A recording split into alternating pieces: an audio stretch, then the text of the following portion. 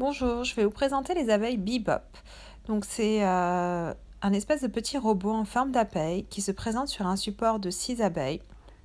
Donc ce support est rechargeable.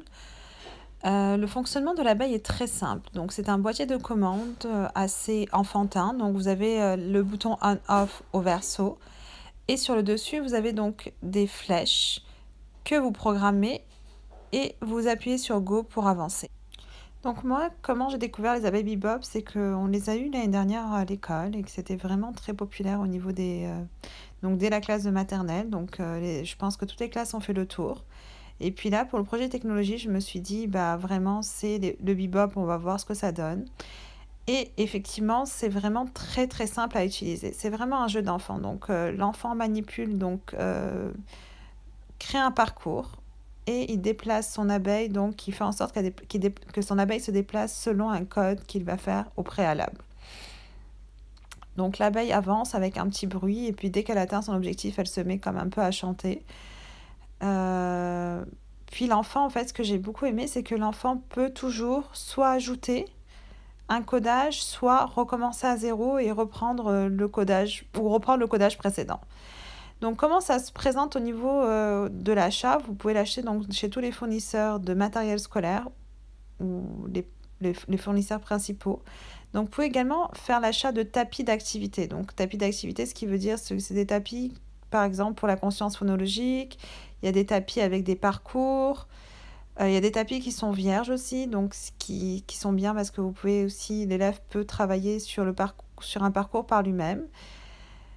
Euh, de plus, donc moi, ce que j'encourage de faire, c'est d'inciter l'élève à être complètement autonome lors des activités avec Bebop, de créer lui-même son parcours, de faire ses expérimentations et l'encourager aussi à se mémoriser aussi les parcours précédents et ajouter de l'information pour que aussi il apprenne à travailler sa mémoire. Moi, en l'occurrence, donc la première fois que je l'ai utilisé, c'était en numératie. Donc, j'avais créé un tapis d'addition avec des cartes d'addition. Et puis, l'enfant devait utiliser le trajet le plus court pour se rendre à son résultat. Et je me suis aperçue qu'en fait, en regardant la vidéo, c'est que je guidais énormément mes élèves. C'est-à-dire, je leur laissais peu comment on dit, de leadership, d'autonomie. Et aussi, voilà, c'était en grand groupe, donc j'essayais aussi de gérer mon temps. Mais vraiment, j'encourage les enseignants qui vont l'utiliser à laisser les élèves prendre un peu en main l'outil. Et je me suis aperçue qu'ils savaient à la fin l'utiliser beaucoup mieux que moi parce que je faisais en fait un peu le mauvais codage moi-même.